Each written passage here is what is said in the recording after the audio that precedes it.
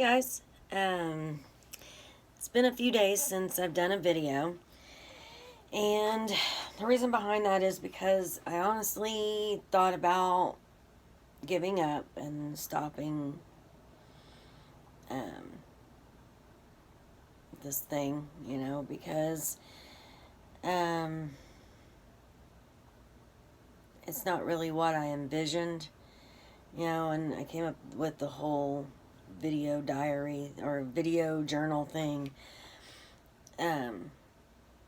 What I had in mind was really to reach out to people who are going through the same thing that I am. And, giving those of you who want to an opportunity to tell your story, so that you can give me advice, I can give you advice, we can kind of help each other through this difficult time. I mean, we're total strangers, so there's nothing to be embarrassed about. I don't know you, you don't know me. Well, we could get to know each other, if you wanted something like a friendship. I'm all about online friendships. I actually met a really good friend of mine online. We've never met in person, but I consider her a good friend. So it is possible. And, like I said before, I don't have any friends. So any kind of friend I can get online, in person, I'm all for it. And today I'm going to talk more about my marriage because I haven't really gone into detail too much about my marriage. I've been married for 16 years, and I've said that I'm going through a divorce. I'm not really technically going through a divorce yet. I'm filed for divorce, but we have been separated for quite a while now. I would say officially, we moved out of the house last June. There were some on and off things between June and November, maybe the 1st of December, where we did see each other a few times. He was around a little bit, but as far as living together and being together, it's been since last June. And we didn't even spend Christmas together. We didn't spend Thanksgiving together. We didn't spend Christmas together last year, 2017. So,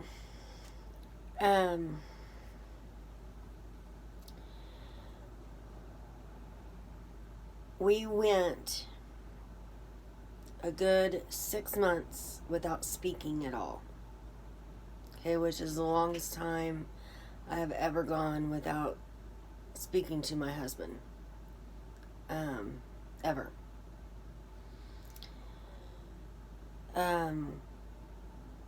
So it gave me a lot of time to sit back and evaluate myself and really think about what all has happened, where I've come from, where I am now, and where I want to be. So,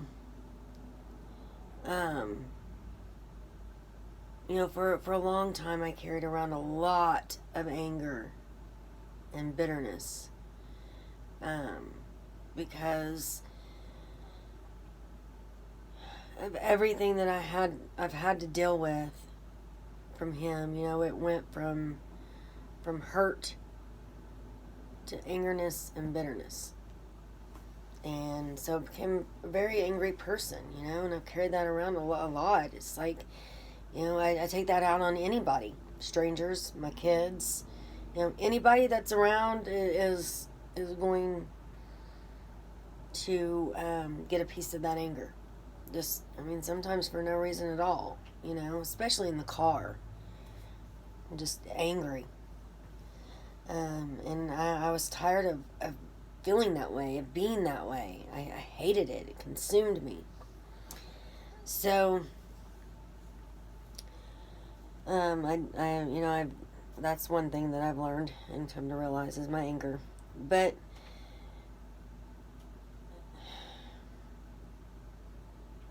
toward the end of our relationship,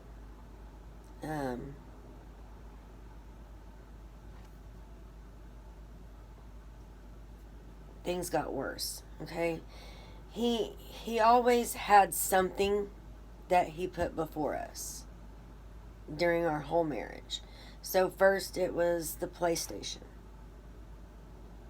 and online games like Final Fantasy, SOCOM, you know, things like that. The popular games back in the day when the PlayStation came out, and you know, SOCOM and SOCOM 2, all those games, things like that.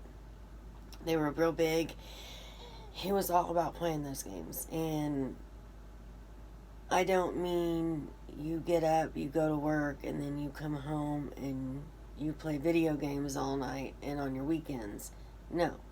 I mean, you neglect your responsibilities and what you're supposed to do as a husband and a father, and all you do is play video games and put everything on your wife.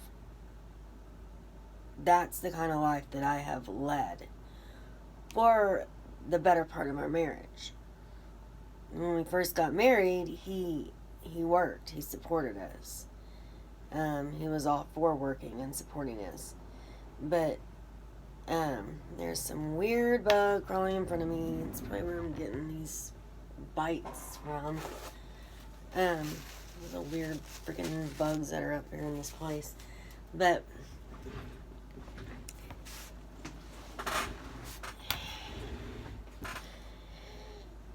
you know, eventually he stopped caring and thought that I guess I should do everything. I don't know.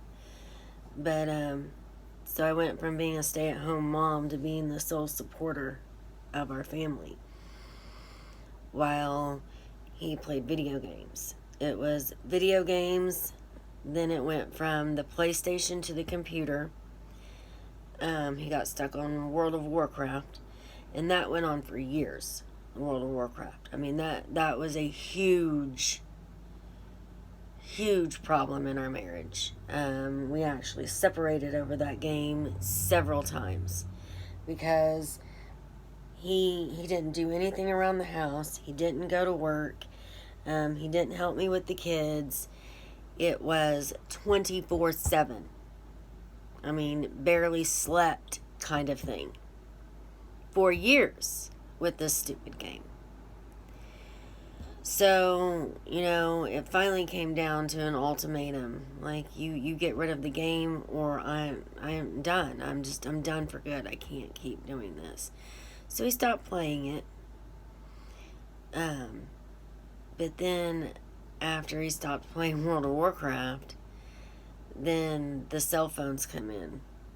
So he's always got a phone in his hand, you know, in his face. And I don't know what he's doing on the phone. Reddit, you know, whatever this stupid crap is that he was always into. But there was always some distraction there. Always.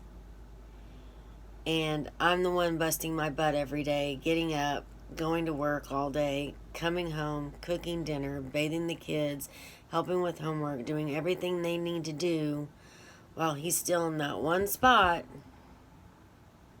in some kind of screen. Computer screen, TV screen, phone screen, anywhere else but involved with his family.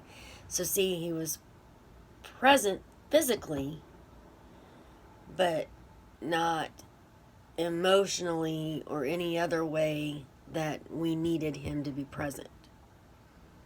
So my girls had their father growing up. They just didn't have a father who was involved.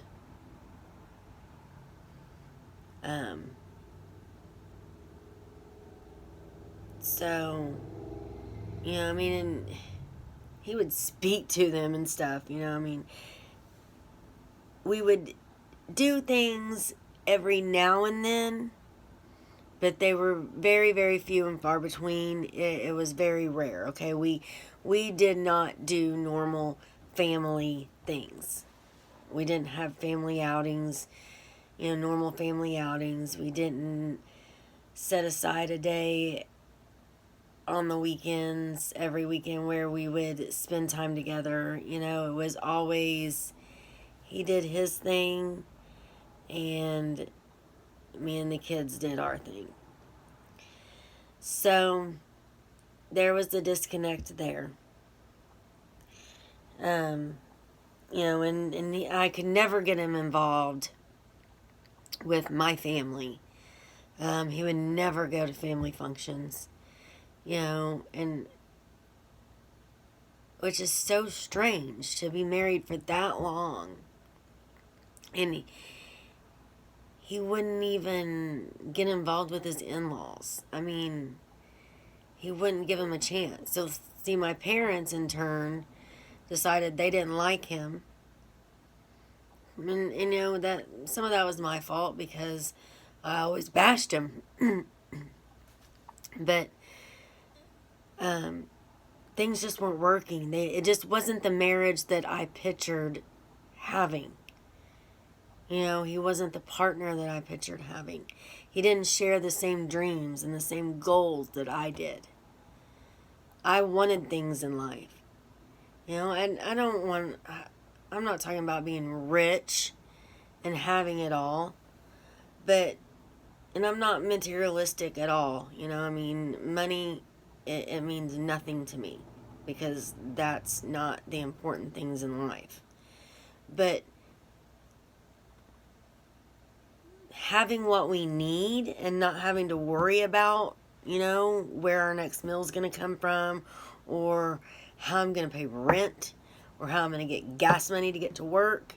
Those things do matter to me, and I shouldn't have been the only one to work and live paycheck to paycheck, struggling, figuring out those things while he's there sitting on his butt, capable of helping.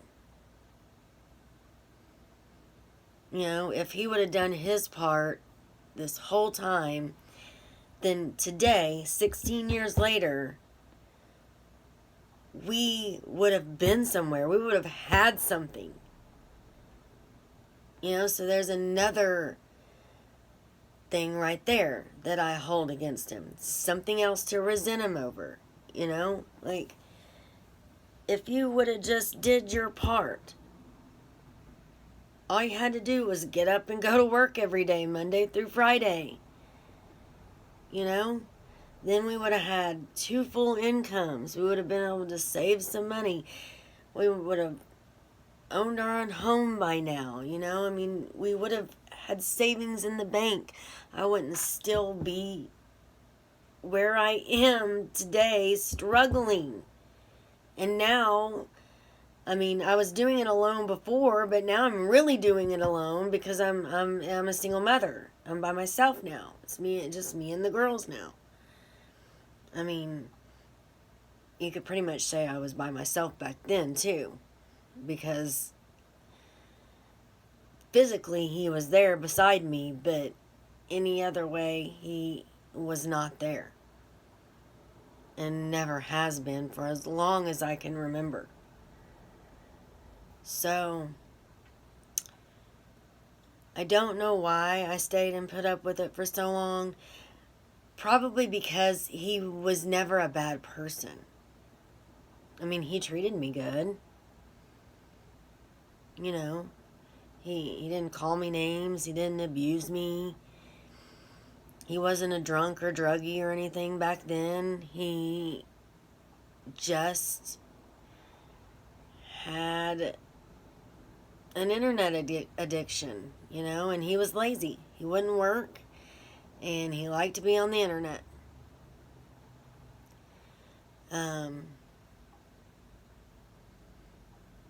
So we lived more like roommates, but he was there to talk to when I got home. He would listen to what I had to say.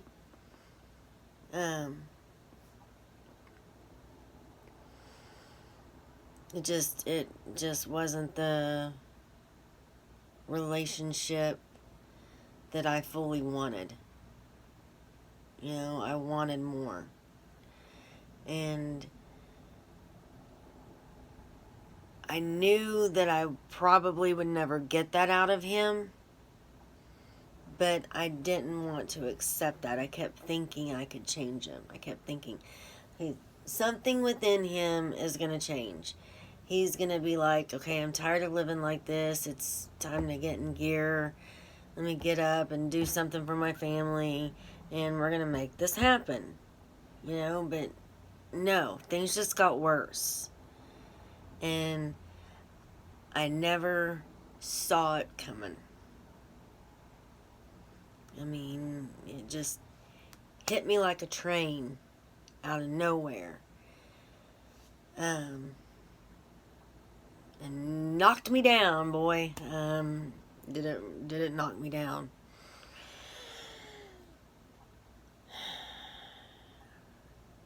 And I think that I all saw it coming a couple years ago. Because we split up. It was a pretty big split in 2015, I want to say. It was 2015 it was. I came to him one morning, had my parents outside, ready to help me if I needed it, and told him that I no longer wanted to be with him. I said, I'm done. And I want you to leave the house now. Because I'm moving out this weekend. I've got a new place to go to. And there's really no reason for you to stay here. So I completely blindsided him. Because he had no idea it was coming. But he deserved it. He deserved it. And I'll stand by that to this day, that he deserved that. It probably wasn't the exact right way to go about it, but he had it coming. It was coming. It was inevitable. So I gave him some money. I gave him the truck, and said, so long, basically. So when I did that, I ended up moving into a new apartment and set myself up pretty nice, actually. And we went on vacation to Florida shortly after that. Had a nice time. And then we started talking again. And he said that he had seen the light, that he was so sorry, he was ready to change, and he was willing to do whatever it took.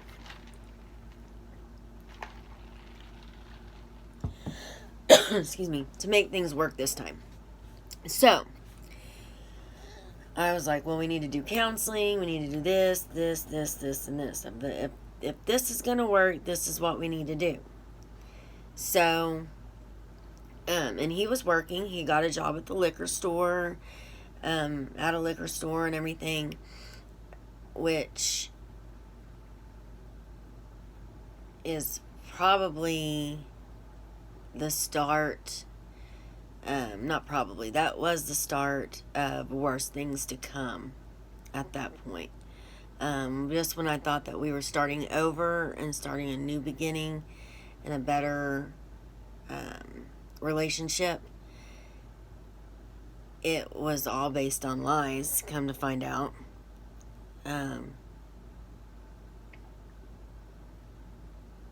Which still just freaking blows me away. Just blows me away.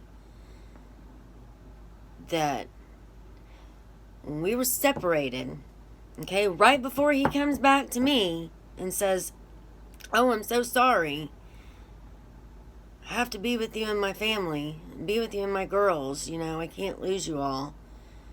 He just went and cheated on me.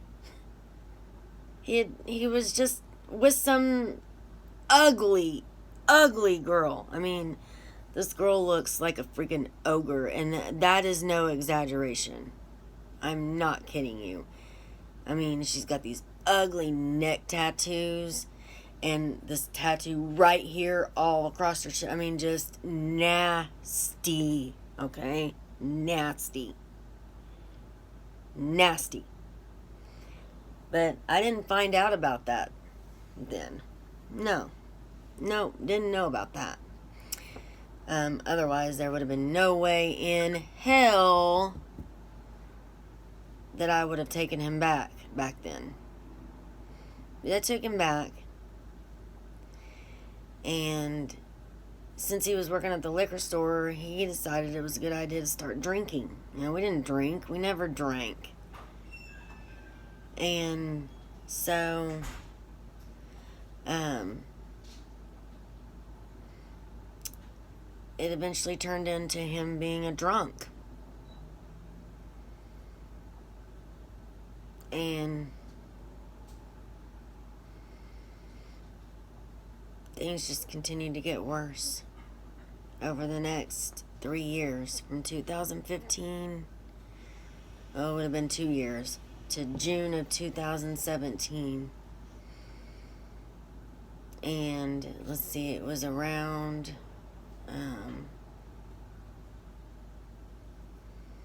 I guess July or August, about July actually, of 2015 to June of 2017. So that's pretty much almost 2 full years right there.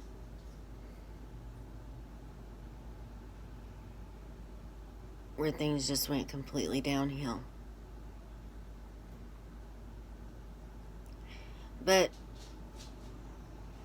I'm out of time right now, so at least I had a little bit of time to tell you a little bit.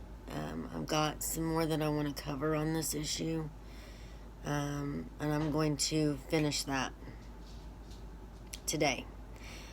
So I'll go ahead and post this, and then I'm going to add an extra video on here in a little while to conclude, because I have to open the door here in 9 minutes. So, gotta go, but at least we got this little bit of a time, you know, and this helps. This is so much better than writing.